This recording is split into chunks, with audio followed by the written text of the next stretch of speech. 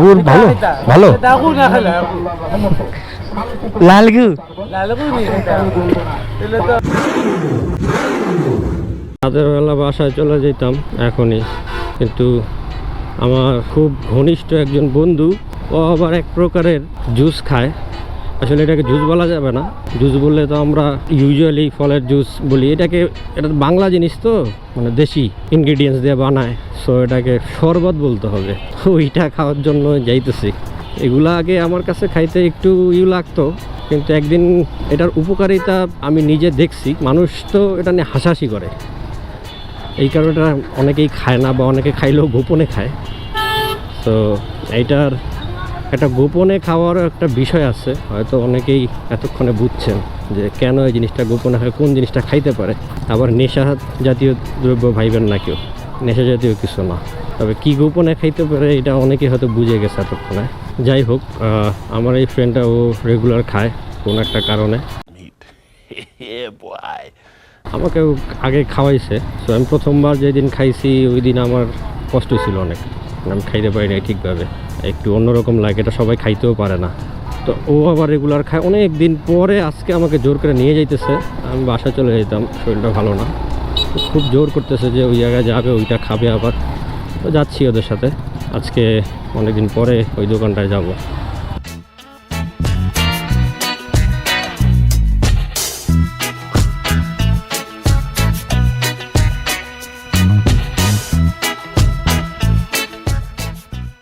এসে পড়ছি, খোলা নাকি খোলা?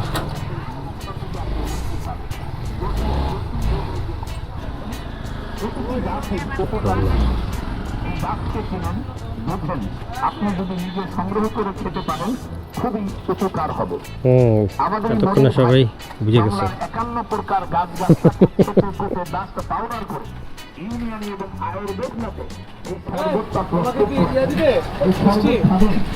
মিষ্টি ওই যে কম কম,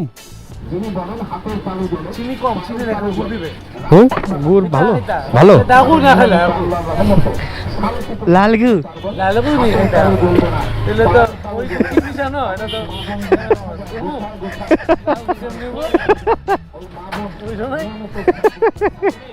তোমার হাসিতে কইতেছে এটা খারাপ কিছু, তুমি চিন্তা করতেছো।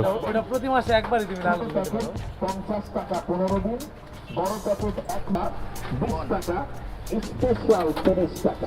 বানা দিতেছেন কাকা, বানা দিতেছেন না? আপনার কথা বলতে বানাই। অনেকদিন পর আসলাম এই জায়গায়, অনেকদিন পরে। আপনার ছেলে বসে না? ছেলে এখন বসে না? কে? ও আচ্ছা আচ্ছা, হ্যাঁ রেকর্ড হইতেছে তো, মানে যেগুলা বলা যায়। হ্যাঁ আচ্ছা, এই গাছগাছরা খাল বাকলকে পূর্ণ বিপূর্ণ করে কবিরাজির মতো হকিমের মতো এই শরবতটা প্রস্তুত করা হয়। এই শরবতটা আপনি খাবেন, আপনার ভয় বন্ধ করবে।